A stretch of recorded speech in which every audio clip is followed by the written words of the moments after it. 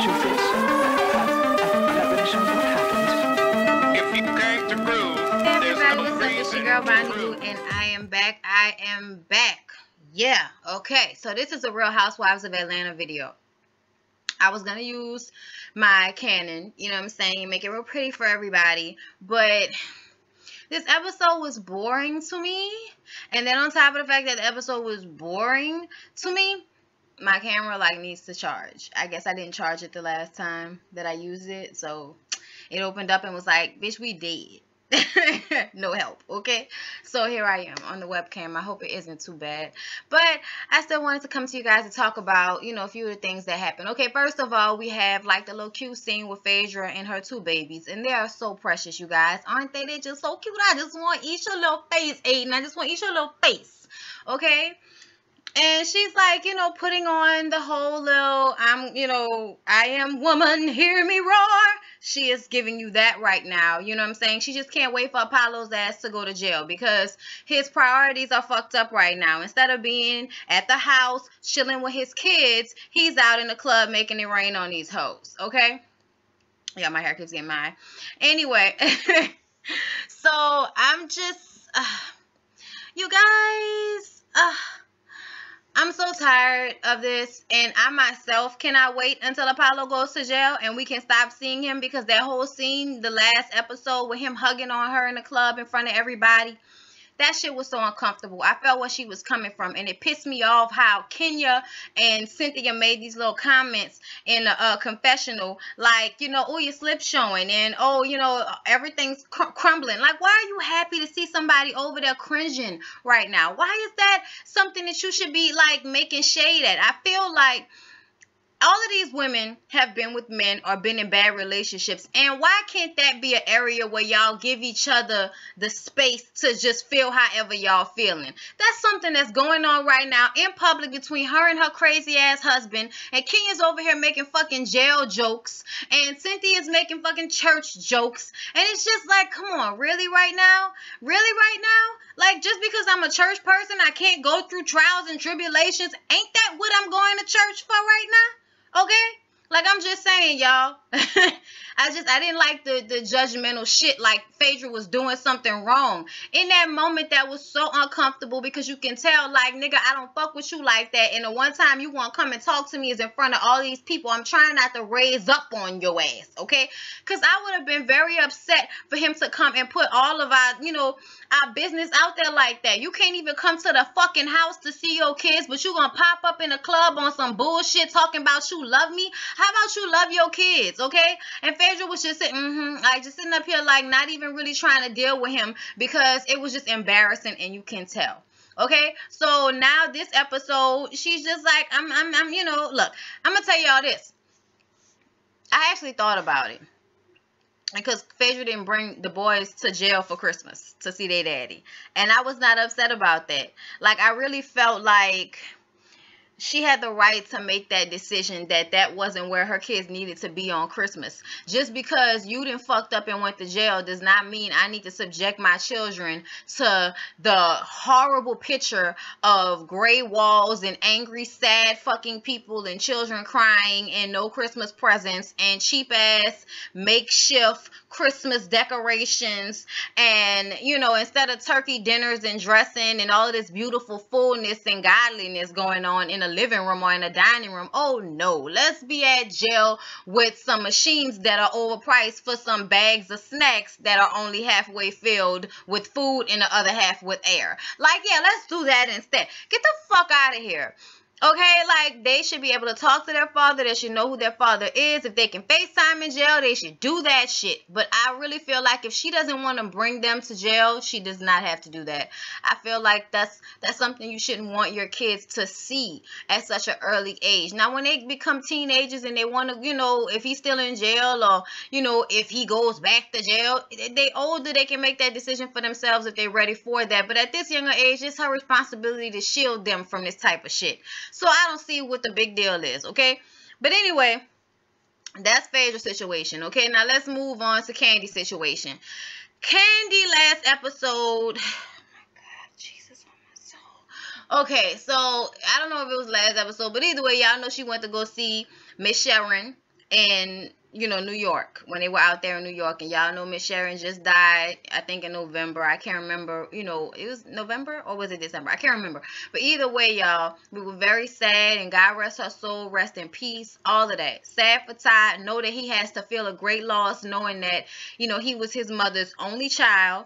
And, that was the closest person in the world to him. And she was really, the person he knew will always have his back. And now he done married a bitch that don't even have his back all the time. I'm just saying, Candy, when your mama come into play, girl, your husband is left out in the winter cold. It's cold outside. I'm sorry, husband. I can't let you in because my mom's in here and she don't like you. Like, what? Okay? Like, that's what's happening, So, all of that shit happened with her and Miss Sharon. She goes and sit down with her mama and her two aunties and spills everything. Tells them everything.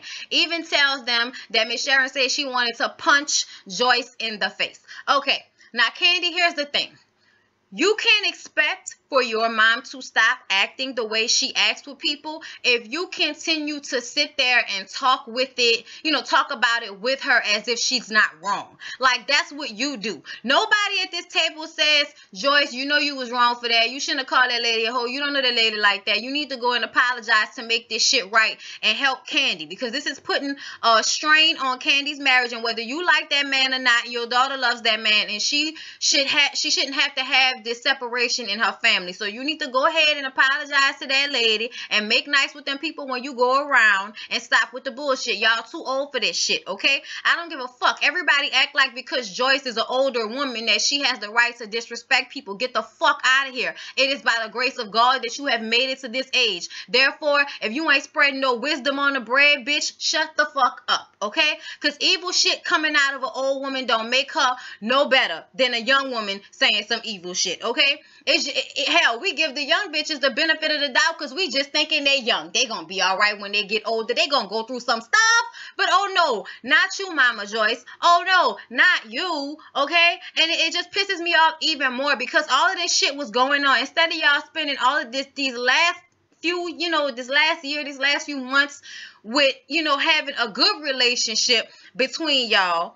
And this lady is gone. And now y'all will never be able to have that, that jointness. Ty will never be able to have his whole family together at one time like he wanted without all of the bullshit. And it's all because of Candy's mama and because of Candy's inability to tell her mama to go sit the fuck down. Like, it is amazing to me. Okay, now I don't know how long their marriage is gonna last after this, and it's not my business, and I don't want to speak on nobody's relationship like that. But I don't know how hard this is going to be for Ty as far as him having to deal with thinking about that and watching this shit happen on the show, and just knowing that he could have spent more time with his mom had this relationship with Candy and his mama and her mama not been so fucked up. You know what I mean? I know that probably has ran across his mind because it ran across mine, okay? But anyway, Candy goes back to her mom and them and tell them everything, and y'all know they got, she could come with it. She could come with it. And I'm not gonna let her talk about my mom like that. Like, I had to say something. Like, you're not gonna do anything to my mom, And I'm like, Candy, choke on your teeth, okay? Choke on your teeth, okay? Because you add to the fire. You add to the fuel, okay? You did not have to go back and say that. Yes, we all know you messy, and we give you, the okay to be messy between these other women on the show. But when you go and be messy and put your own relationship in more trouble, bitch, we have no sympathy for you when the shit don't work out, Candy. I'm sorry. Like, I can see why you haven't been able to keep a man all these years. This is ridiculous. It is not your mom's fault at the end of the day, because you should be the one making a separation, okay? I'm just saying, yes, we love our mothers, but we don't fuck them, we don't marry them, we don't have kids with them, and we don't lay in the bed with them every night. So our relationships need to change over the years, okay?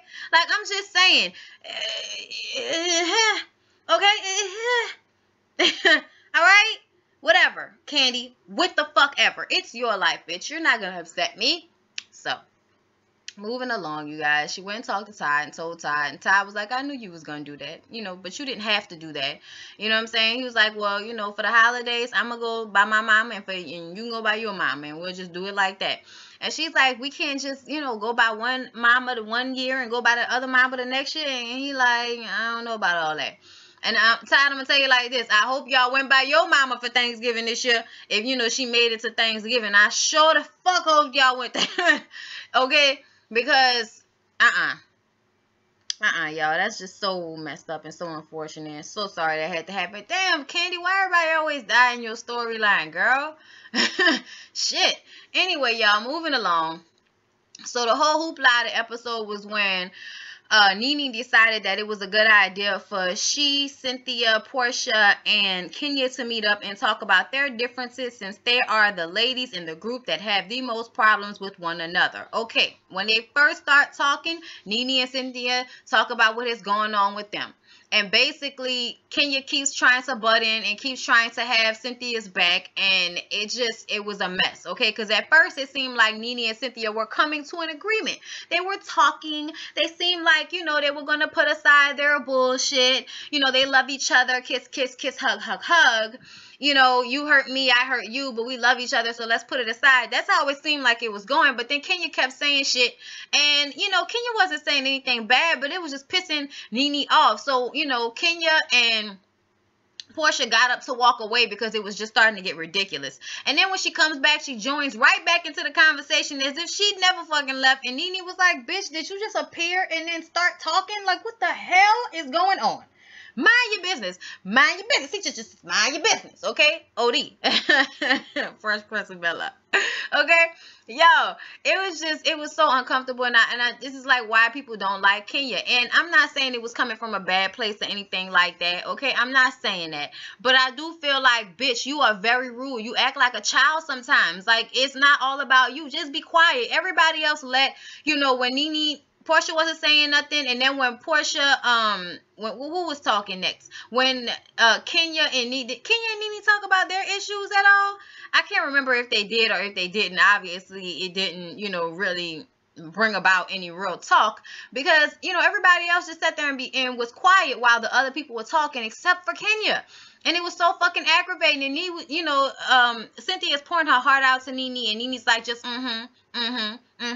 okay, okay. And see, all of that shit, I would have stopped talking to her. Like, as soon as I realized that was becoming a pattern, I'd have been like, oh, bitch, we can't talk no more then. We don't have nothing else to talk about since you're going to sit up here and be like this. I done already told this bitch that this is between me and you. What she doing has absolutely nothing to do with, you know, your and I's relationship. But since you're going to act like this, bitch, we don't need to talk no more. Let's move on. Portia, Cynthia, what's y'all issues together? Okay?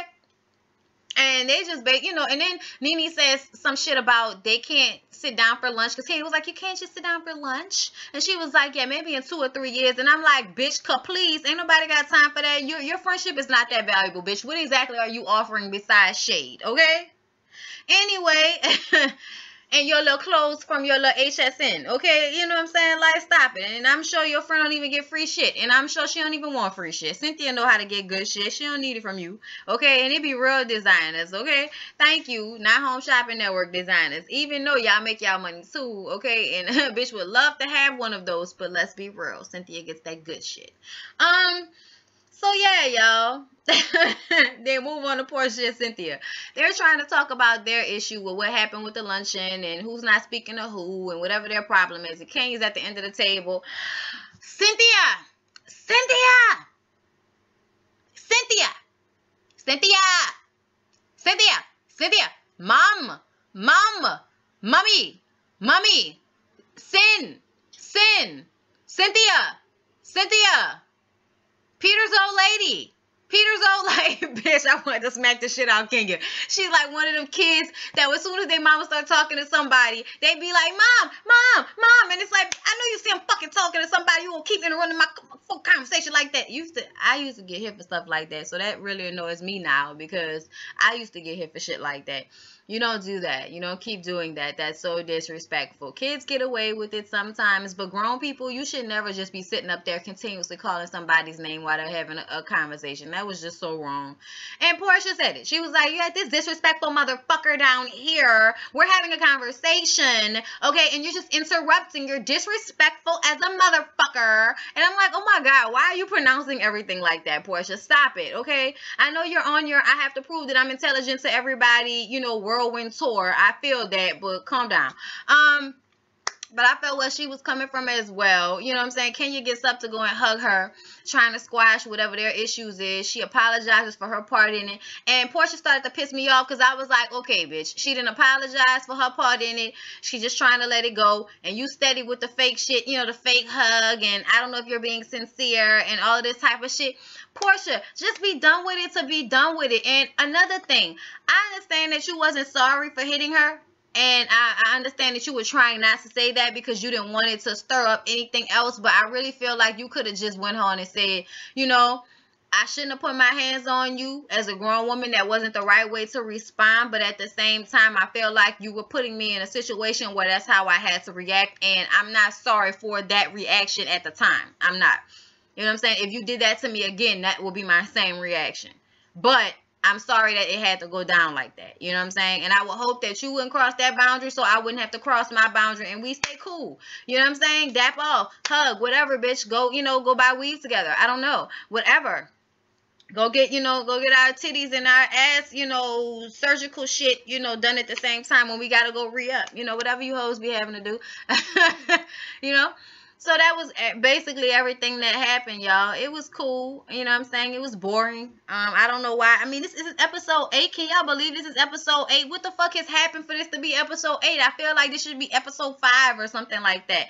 But nothing has really happened on this show for us to be at episode 8. Y'all know they like to draw this shit out forever and ever and ever. And it's just so unnecessary. I understand that y'all trying to get the most money possible, but it would be so much better if y'all would shorten these fucking seasons and just make it more drama filled. Look how it works for Love and Hip Hop. That's all I got to say. I'll see y'all later. Thanks for watching. Love y'all. Mwah. Mwah.